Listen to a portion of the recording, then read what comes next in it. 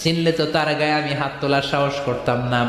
আল্লাহ বললেন, ও মুসা যাও, দাইয়াদাকা আলা মাতনি সাউর। ওই যে একটা গাভী দেখা যায়, ষাঁড় দেখা যায়, ওই গরুর পিঠের উপরে তোমার ডান হাতটা রেখে দাও। সাইয়েদনা মুসা আলাইহিস সালাম গরুর পিঠের উপরে ডান হাত রাখলেন।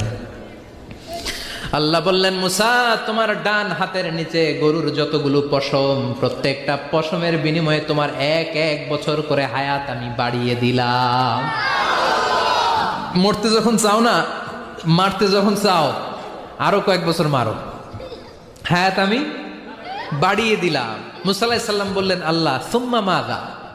এই হাতের নিচে গরুর যত পশম তত আমার হায়াত বেড়ে যাবে। ধরলাম হাতের নিচে 2000 পশম, 2000 বছর হায়াত বাড়িয়ে দিলেন, কিন্তু সুম্মা মাযা, 2000 বছর পরে কি হবে আগে ওইটা কোন?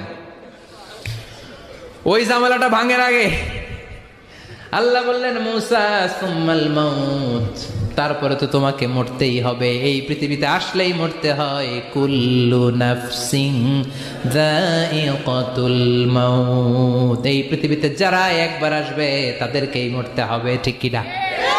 সাইয়েদনা মুসা আলাইহিস সালাম বললেন, ফাল আনা, তাহলে আর দেরির দরকার নাই, এখনই আমাকে নিতে বলেন। সুবহানাল্লাহ।